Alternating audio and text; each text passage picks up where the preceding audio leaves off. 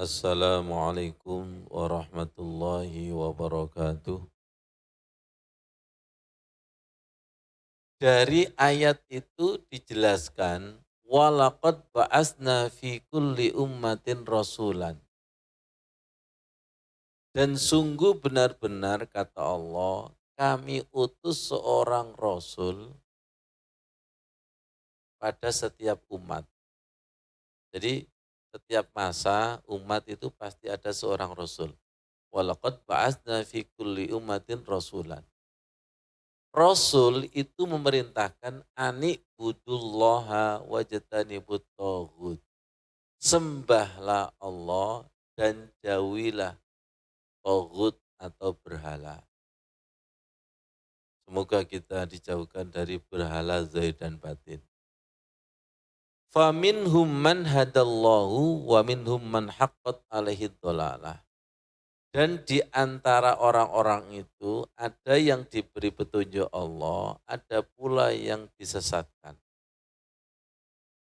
Ya Allah, semoga kita termasuk yang hadallah. Makanya kita selalu ngemis ihdinas siratal mustaqim.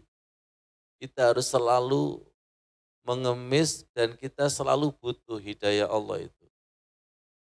Jangan sampai dolalah, jangan sampai walad dolin. Orang yang tidak ngerti pasti asal-asalan Al-Fatihahnya. Pasti tidak temenan ketika ihdinas siratal mustaqim. Yang temenan saja sering gak dapat kok. Ya, kenapa mereka tidak takut? Ya, karena selama ini gelap gulita. Ya, karena selama ini tidak tahu bedanya terang benderang sama gelap. Jangan tahu bedanya enggak dingin dengan panas.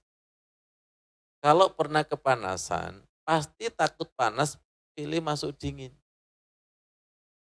Pernah enggak khusyuk dan tidak khusyuk? Kalau yang bersangkutan tidak pernah khusyuk, maka tidak ada takutnya tidak khusyuk. Tapi kalau pernah khusyuk, pasti takut tidak khusyuk. Orang yang sudah pernah nur, pasti takut nar.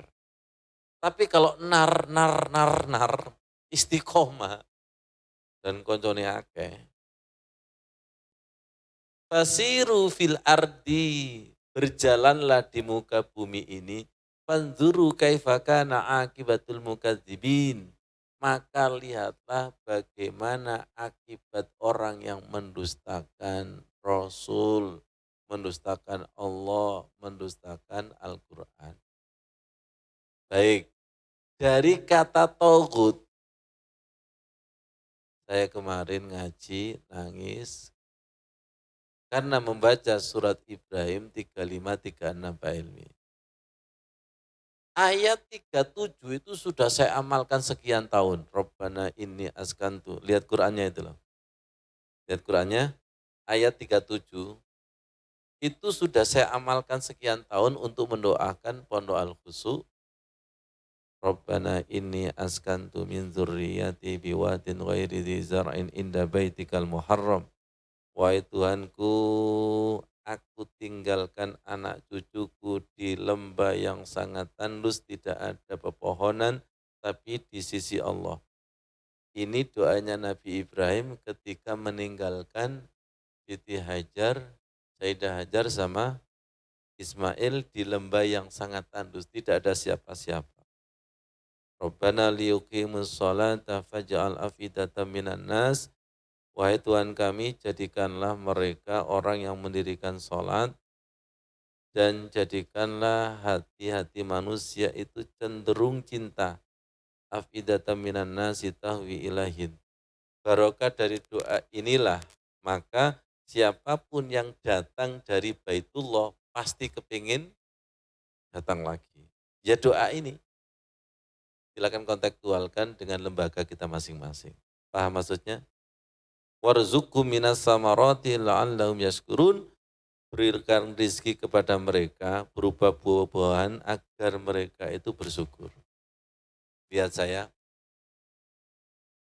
doa ini saya amalkan sekian tahun. Sama Allah saya dibimbing untuk mengamalkan doa atasnya. Semoga jenengan juga terbimbing untuk mengamalkan doa ini.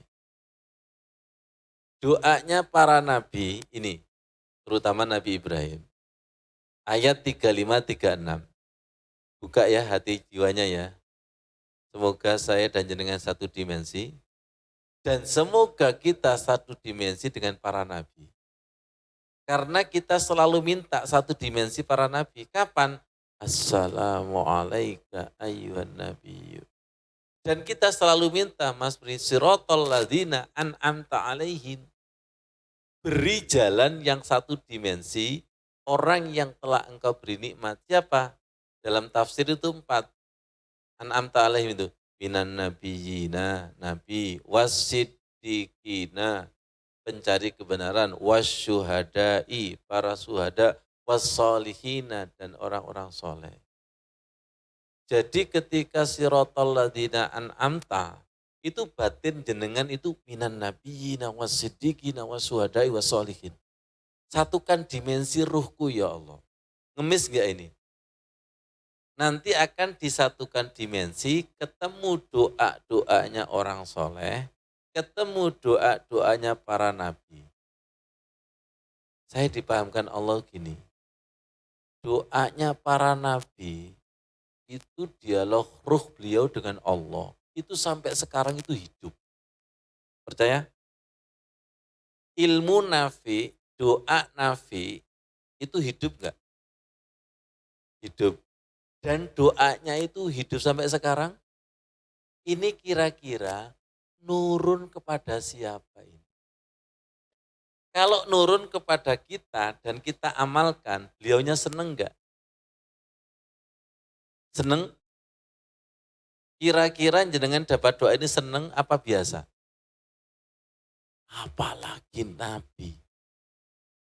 Ya Allah, alhamdulillah, anak cucuku ada yang tertarik mengamalkan. Pelan-pelan.